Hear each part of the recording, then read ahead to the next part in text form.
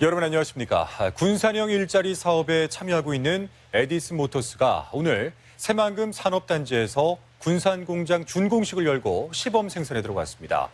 군산 공장은 올 연말까지 대형과 중형 버스 그리고 1톤 전기 트럭 2,500여 대를 생산할 계획입니다. 문재인 대통령은 축하 메시지를 통해서 군산형 일자리에 대한 기대감을 전했습니다. 허연호 기자입니다. 지난해 9월 착공한 에디슨 모터스가 당초 계획보다 2달 빨리 준공했습니다. 군산형 일자리 사업자인 에디슨 모터스는 버스와 소형 전기 트럭을 생산합니다. 준공식에서는 군산시가 내고장 생산품으로 첫 구매한 중형 저상버스 5대와 1톤 전기 트럭 1호차 전달식이 진행됐습니다. 중대형 전기버스와 전기 트럭 등 군산 공장에서 생산될 다양한 라인업이 선보였고 새롭게 출시된 1톤 트럭 생산 라인도 공개됐습니다. 문재인 대통령은 영상 메시지를 통해 공장 준공을 축하하며 군산형 일자리에 대한 기대감을 표시했습니다. 군산의 새로운 시작과 전기차 시장에서의 대역전극을 기대합니다. 군산 공장은 올 연말까지 대형과 중형 버스 100여 대, 그리고 1톤 전기 트럭 2,500여 대를 생산할 계획입니다. 내년부터는 전기 승용차와 SUV, 대형 전기 트럭과 트랙터까지 출시하는 세계적 회사로 성장을 꿈꾸고 있습니다. 매년 30만, 50만 대를 생산해서 정말로 군산시가 울산시보다 잘 사는 그런 도시로 거듭나는데 일조하는.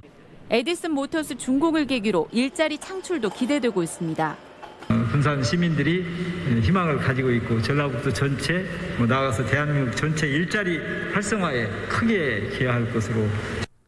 구체화하고 있는 군산형 일자리 사업. 오랜 침체를 벗어날 기회가 될 수 있을지 도민들의 기대감이 커지고 있습니다. MBC 뉴스 이경입니다. 네, 방금 뉴스 보도는 이경희 기자가 전해드린 것으로 정정하겠습니다. 안녕하세요. 저는 에디슨 모터스 대표이사 강영권입니다. 저희는 에디슨이라는 회사 이름을 쓰고 있는데요. 딱 한 가지입니다. 테슬라를 추월하자. 1900년대 초에 에디슨이 테슬라보다 훨씬 유명한 분이었고 사업적으로도 성공한 분입니다. 그리고 전기와 관련된 발명을 제일 많이 한 분이죠. 요즘 테슬라가 작년에 비해서 주식이 3배 정도 오르고 또 한때는 $1,800까지 주당 가치가 오르고 $1에서 시작했다면 거의 1,800배 상승을 한 거죠.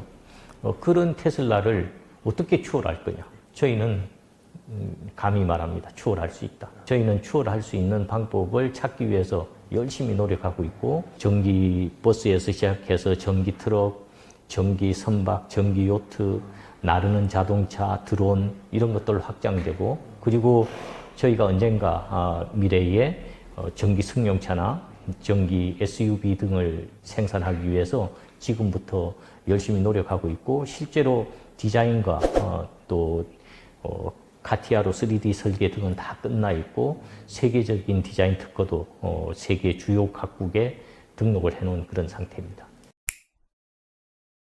에디슨 모터스 전기버스는 보시다시피 디자인이 상당히 유려합니다. 이렇게 가능한 이유가 탄소 복합 소재로 차를 만들기 때문에 그렇습니다.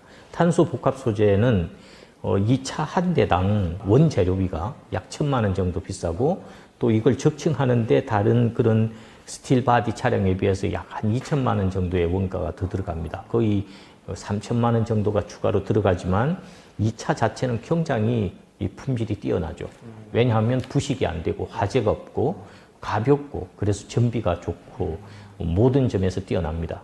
전기차의 핵심 요소가 모터, 배터리, 전자제어 부품들인데 3가지 중요 소재에 대한 설계 능력과 제작 능력 그리고 소프트웨어, 하드웨어 설계 능력을 다 갖고 있습니다.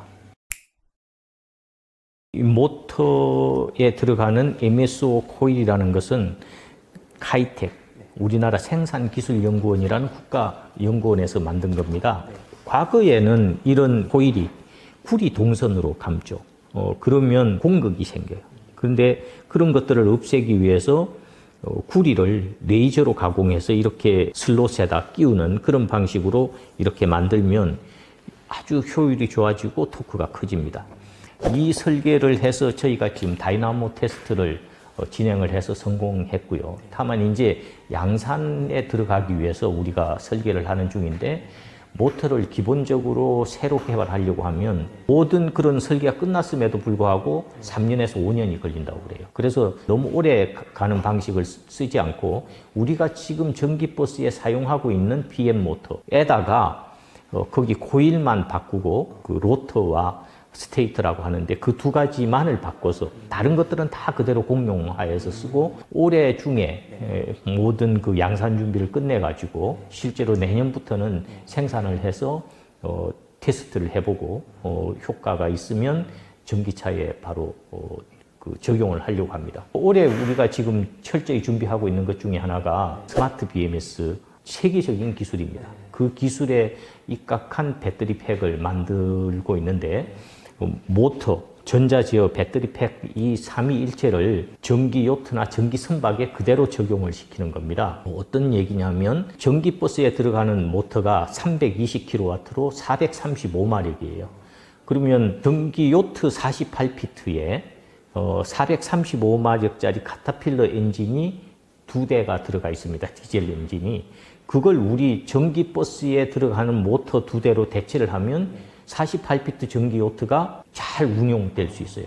장점은 뭐냐? 부산항에서 제주까지 왕복을 하면 기름값이 800만 원 이상 듭니다. 근데 저희가 전기 요트로 만들면 한 80만 원에서 100만 원이면 돼요. 거의 10분의 1로 줄어들기 때문에 경제적으로도 아주 뛰어나고 친환경적이기 때문에 모터, 배터리, 전자제어 부품을 하나의 세트로 해서 이걸 세계 각국에 판매하려고 생각 중에 있습니다. 그런데 그걸 하기 위해서 우리가 영업 조직을 다 갖춰가지고 세계를 뛰어다니면서 팔려면 너무 많은 비용이 드니까 전자상거래물을 만들어서 EB몰4U라는 도메인을 가지고 전기와 관련된 모든 제품을 사고 파는 그런 플랫폼을 만들려고 그래요. EB몰4U에 가면 누구든지 사서 스스로 차를 제작하고 나르는 자동차를 제작하고 할 수 있는 그런 시대를 만들려고 준비 중에 있습니다. 말하자면 전기 자동차의 아마존, 전기 자동차의 알리바바 같은 거죠.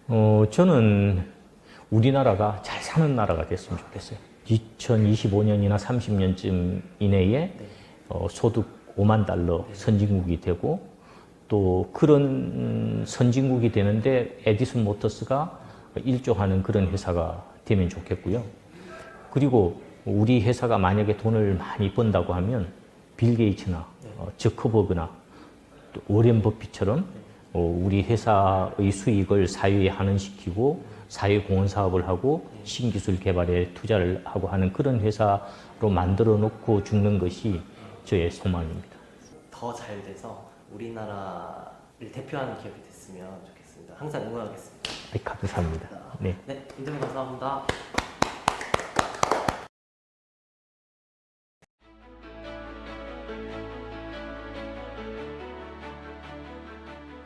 시청자 여러분 안녕하십니까? 파워 인터뷰 화제인 권순우 기자입니다. 최근 그 주변을 돌아다니다 보면은 파란색 번호판을 달리는 전기차가 이제 더 이상 낯설지가 않은데요. 국내 전기차 시장은 해마다 굉장히 가파르게 성장을 하고 있습니다. 서울 시내를 돌아다니는 전기버스도 벌써 350여 대가 됩니다. 전기버스가 지나가면은 매연도 안 나오고 진동도 없고 소음도 없어서 운전하시는 분들이나 승객 모두 만족도가 높은 것으로 알려져 있습니다. 오늘 파워 인터뷰 화제인에서는 국내 전기버스 점유율을 높이고 있는 중견기업 에디슨 모터스의 경영권 대표님을 모시고 국내외 전기버스 시장에 대한 이야기를 나눠보도록 하겠습니다.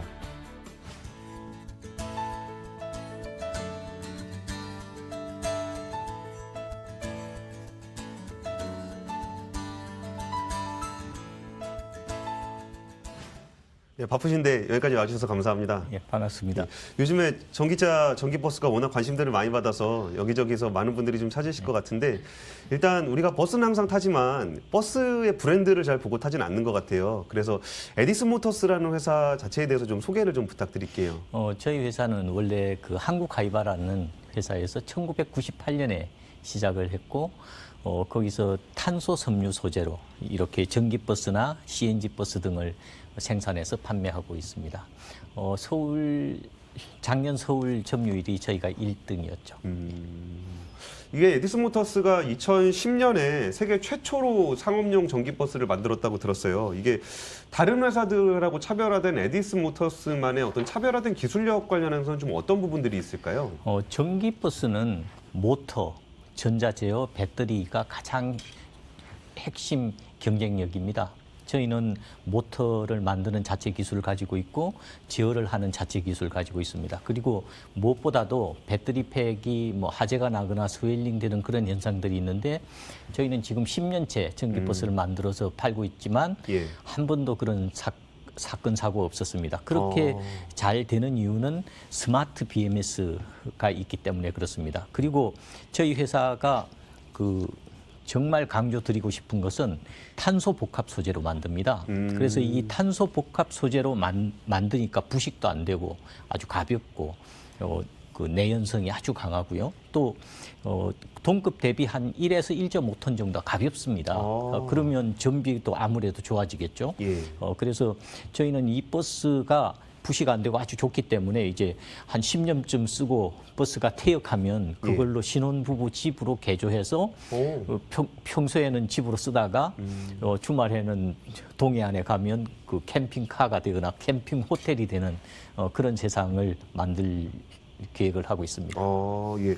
사실 그 상용차라고 하면은 버스도 있지만 이제 다른 분야들도 있잖아요. 그래서 전기 버스 외에도 뭔가 새로운 상용차 부분, 그러니까 전동화된 좀 더 깨끗한 상용차 부분에 어떤 출시 계획들을 갖고 계신다고 들었는데 저희는 좀 어떤 거 준비 지금 한 중이신가요? 3년 전부터 전기 1톤 트럭을 내려고 준비를 하고 있는데요.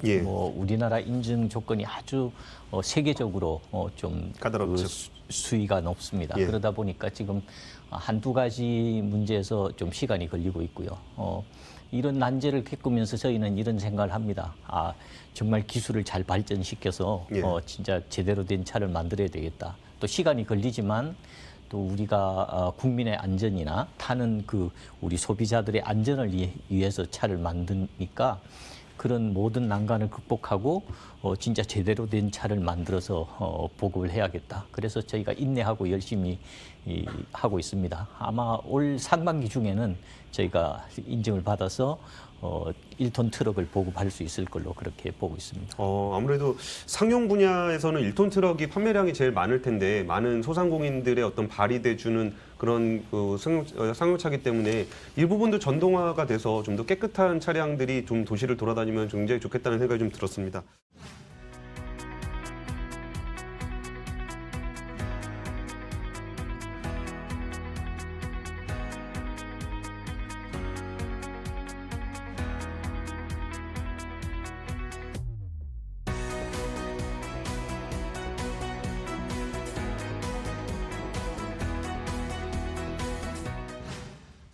이번에는 그 에디슨 모터스의 이제 국내와 해외 진출 현황에 대해서 조금 알아보도록 할게요.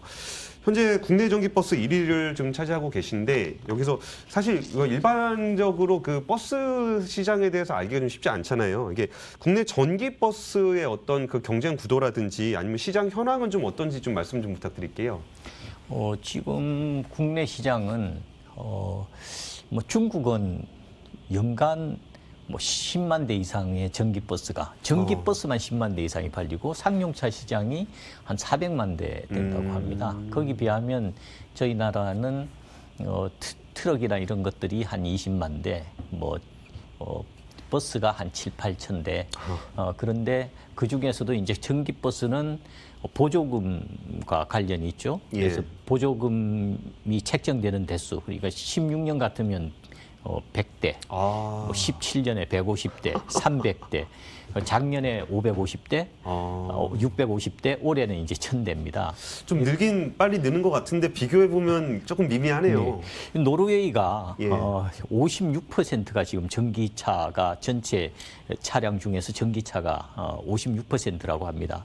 거기 비해서 우리나라는 전기차가 한 1에서 2% 정도 수준이고요. 또 버스의 경우는 0.05% 정도 수준에 불과합니다. 그래서 저희는 빨리 한 연간 한 3,000대 이상의 전기버스를 보급할 수 있도록 보조금 대수를 좀 늘려달라. 정부 예산이 안 되면 보조금 액수를 줄여서라도 좀 그렇게 해줬으면 좋겠습니다. 근데 사실 저도 이렇게 자동차 분야를 좀 취하다 보면은 이게 보조금과 관련해서도 있지만 이게 중국산 전기버스에 대한 얘기들도 많이 듣게 돼요. 이게 아무래도 중국 쪽이 자동차 원가가 굉장히 낮고 대량 생산을 통해서 규모의 경제가 좀 형성이 돼 있다 보니까 아무래도 가격 경쟁력 측면에서 중국 전기버스의 강점이 있는 건 사실인 것 같은데요. 이게 전기버스 보조금 지급, 이게 아무래도 전기버스는 보조금이 굉장히 판매량에 많은 영향을 미치기 때문에 이 보조금 제도를 좀 정교하게 구성할 필요가 좀 있는 것 같은데 대표님께서는 이런 그 전기차 보조금 지급 개편에 관련해서는 좀 어떤 의견을 갖고 계신가요? 지금 우리나라의 보조금은 전기버스의 경우에 상당히 많이 줍니다. 작년의 기준으로 하면 서울시가 정부나 지자체에서 2억 9천만 원, 또 경기도는 한 2억 5천만 원, 또 최소 2억 넘는 그런 보조금을 주었습니다. 예.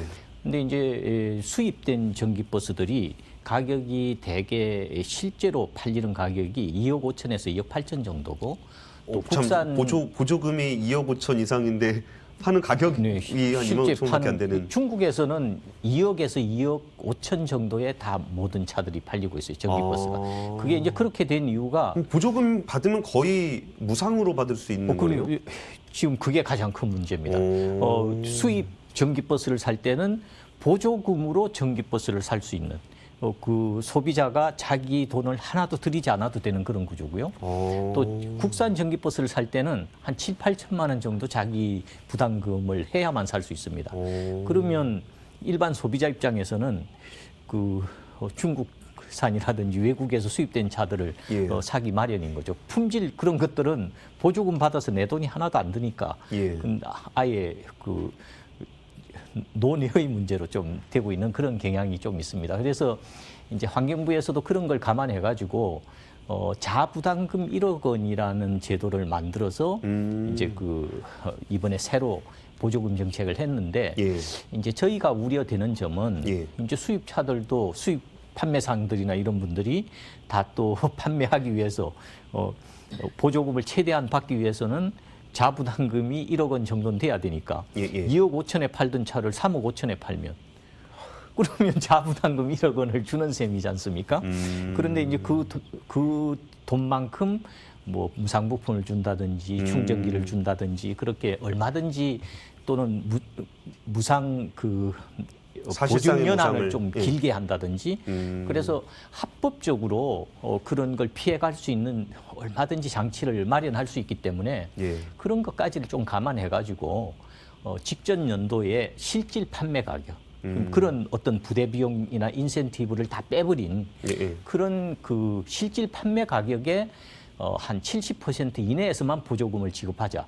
왜냐하면 차 값이 다른데 그 다른 값에 어떤 차는 100% 다 보조금을 주고 또 품질이 좀 좋은 차는 아무래도 좀 비싼데 그런 차에 대해서는 한 70%만 주겠다고 하면 소비자 입장에서는 그 싼 차를 살 수밖에 없게 될 것이고 그런 거를 좀 개선해 주십사 하고 저희가 좀 청원을 하고 있습니다.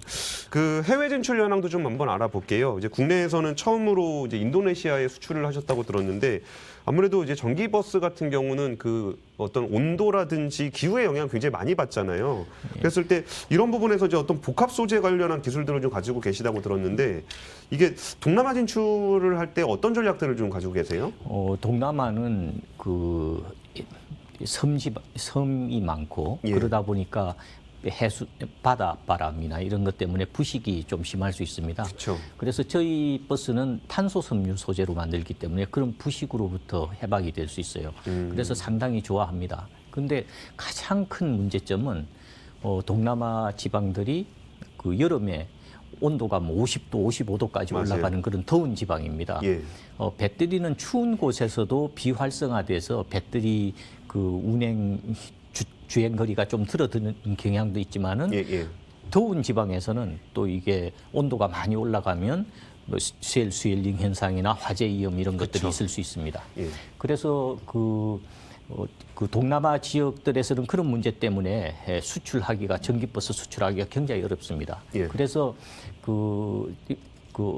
타 업체들이 진출을 하려다가 못하는데 맞아요. 저희가 그런 배터리 냉각 방식을 그런 문제가 없도록 잘 해서 그 태국과의 정부 과제에서 완벽하게 1년 8개월 운행하면서 좋은 전기버스를 출하하게 됐고요. 예. 그러다 보니까 인도네시아에서 올해 한 200대 정도, 그래서 앞으로 한 5년 동안 한 1000에서 1100대 정도 수입을 하겠다는 그런 오파가 와 있고 저희가 준비를 하고 있습니다.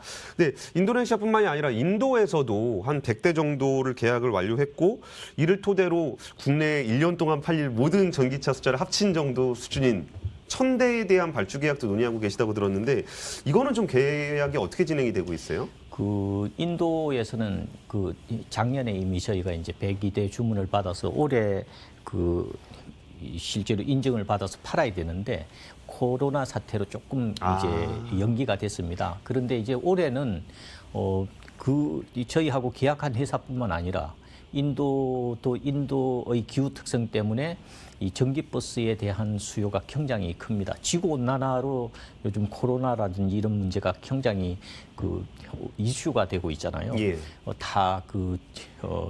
탄소 배출, 그다음에 그래서 지구의 온도가 높아지는 게 문제인데요. 그런 걸 막기 위해서는 인도에서는 아주 이런 친환경 차의 보급이 필요하다고 생각해가지고 2035년 이후부터는 그 내연기관차를 사지 못하도록 하겠다. 그런 정책까지 펴고 드라이브를 걸고 있습니다. 그래서 인도 그 주정부들에서 이런 전기버스에 대한 수요가 굉장히 폭발적으로 일고 있고, 근데 이제 저희는 얼마든지 수출할 수 있는데 문제는 가격이 인도에서 원하는 가격이 한 3억 원 이하의 가격을 원하고 있고, 그러려면 저희가 지금보다도 한 20% 이상의 가격 경쟁력을 더 가져야 됩니다. 그러려면 가장 중요한 문제가 부품을 싸게 공급받을 수 있는 그런 구조가, 산업 생태계가 만들어져야 됩니다. 예.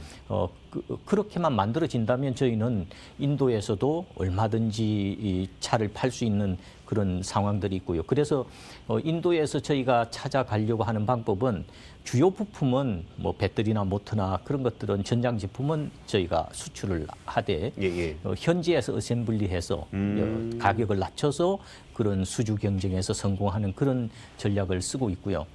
또 이제 이번 바이든 정부에서 미국에서도 이 친환경차 보급 그리고 미국 정부의 그 소속돼 있는 대부분의 그런 차량들을 친환경차로 이제 바꾸겠다 하는 그런 정책이 되고 있고, 그게 한 70만 대, 80만 대 예측되고 있습니다.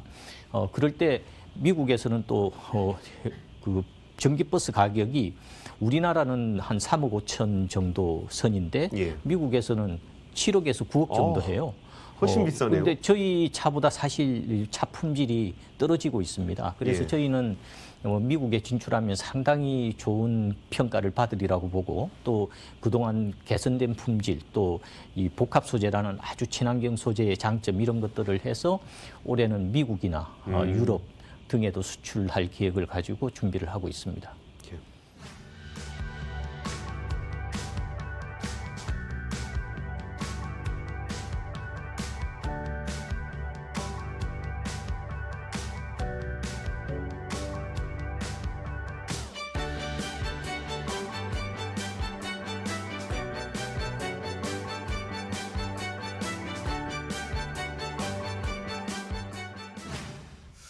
예, 이번에는 강영권 대표님의 어떤 창업 스토리와 함께 에디슨 모터스의 비전을 함께 얘기 나눠보도록 하겠습니다.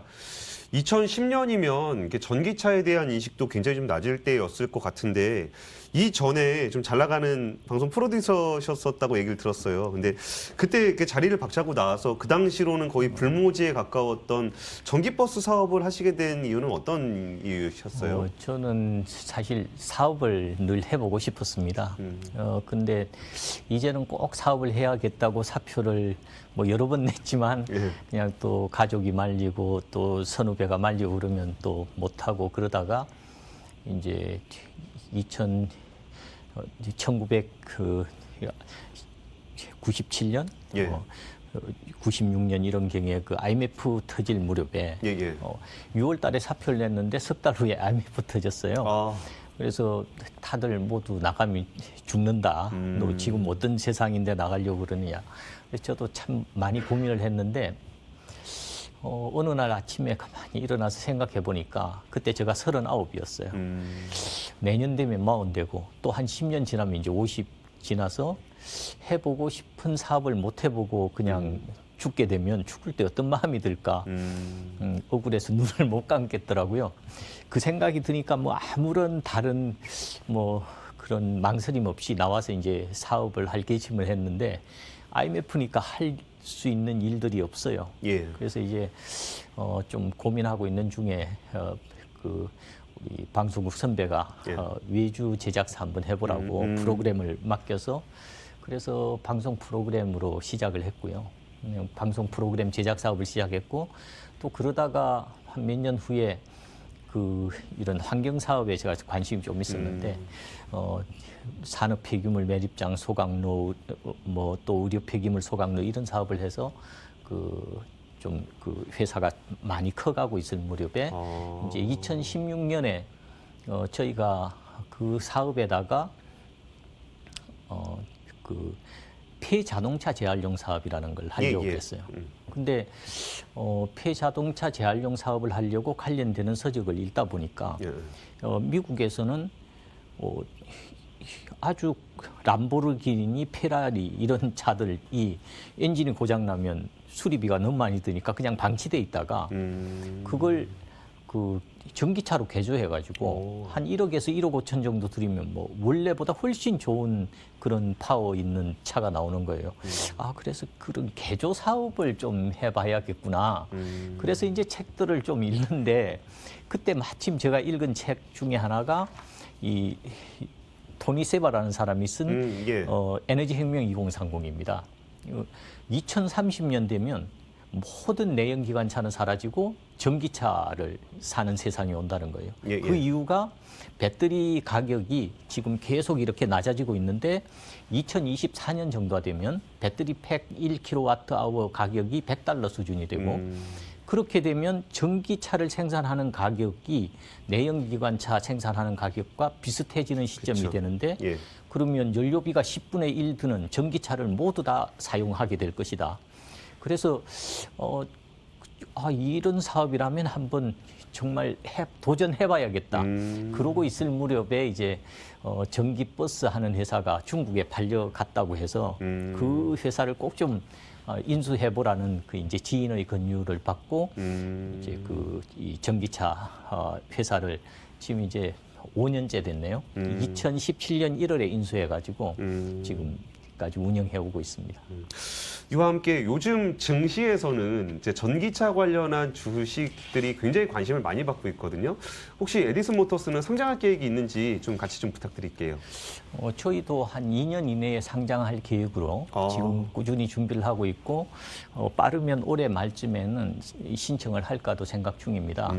그런데 이 전기차 붐이 뭐 아시다시피 테슬라가 과거에는 $17 하던 그 주식이 지금은 $800, $900 가고 또 이 주식이 앞으로 뭐 한 5년 이내에 $7,000, $8,000 갈 거라고들 예측을 하고 그렇습니다. 그런데 저희가 제가 이 사업을 시작해 보니까 이 테슬라 모터스라는 책에 이런 말이 나옵니다.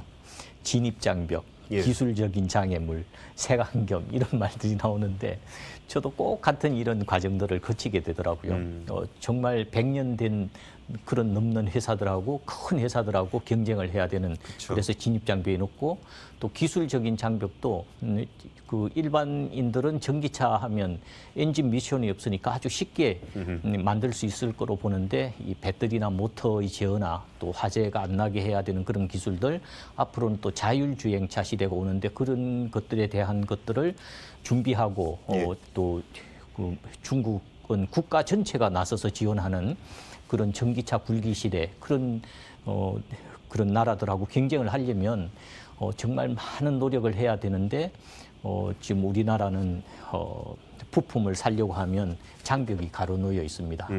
개발비를 A라는 회사가 됐으니까 그 부품 공동으로 사용하기 어렵습니다. 중국은 그게 다 열려 있어요. 그러다 보니까 부품 가격이 굉장히 싸집니다. 근데 이제 무엇보다도 저도 사실은 이런 사업을 시작하게 된 것이 그 대담한 미래 2030이라는 책을 읽고서 아, 우리나라가 시스템 성장의 한계에 빠져 있다. 그래서 이런 한계를 극복하려면 뭔가 새로운 그 혁신이 필요하다. 그래서 저도 그냥 그 회사 팔아서 남들처럼 은행에 재워놓고 잘 쓰면서 세계 여행이나 하면서 살 것인가를 고민하다가 이런 그 큰 결심을 하고 이제 전기차 우리나라에서도 뭐 테슬라나 중국 이런 기업들하고 경쟁을 하려면 이런 누군가가 나서서 열심히 하는 사람이 있어야 되겠다. 그래서 저도 시작을 했는데 뭐 온갖 그런 색안경을 끼고 보는 분들이 많이 있죠. 뭐 우리가 무슨 특혜를 받았다, 뭐가 어떻다, 뭐 돈이 없는데도 뭘 한다. 근데 저는 사실 회사를 정말 에비타 마진이 50% 이상 나는 그런 회사를 팔아서 그 돈을 정잣돈으로 해서 정말 열심히 하고 있거든요. 근데 그런 색안경들을 끼고 볼 때 참 너무나 좀 가슴이 메이고 내가 왜 이런 오지랖 넓은 일을 벌여가지고 지금 편하게 살 수도 있는데 이렇게 힘들게 살아야 되나 그런 생각이 들 때도 있습니다. 그 에디슨 모터스의 경쟁자는 에디슨의 경쟁자는 당연히 테슬라겠죠? 저는 그런 생각으로 저희 회사 사명을 에디슨으로 지었습니다. 테슬라가 정말 한참 잘 나가고 있는 2016년에 제가 한 10개월을 고민해서 2017년 1월에 회사를 인수하고 나서 회사 이름을 뭐 어떻게 지을까 많이 고민을 했는데 에디슨만큼 정말 유명하고 잘 알려져 있고 또 테슬라를 이길 수 있는 그런 사명은 없다고 생각해서 에디슨이라고 이름을 지었고요. 저희 바람은 한 10년 내에 테슬라를 추월해보자. 또 그렇게 추월하겠다고 하고서 아무 노력을 안 하면 안 되잖아요. 그래서 저희는 모터 개발, 자율주행에 대한 소프트웨어나 하드웨어 개발, 또 배터리 팩 관리 기술에 대한 개발, 또 그런 여러 가지들, 또 이커머스 그런 것들을 열심히 하고 있습니다.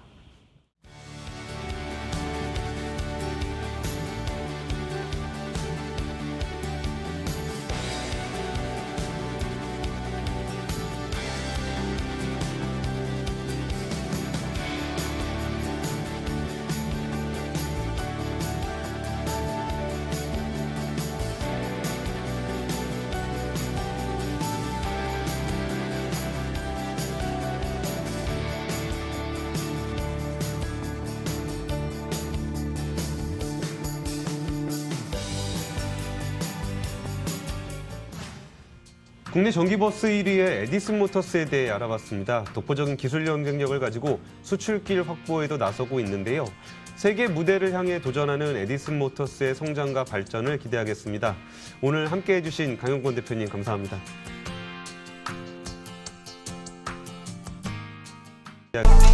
Rod Flixter.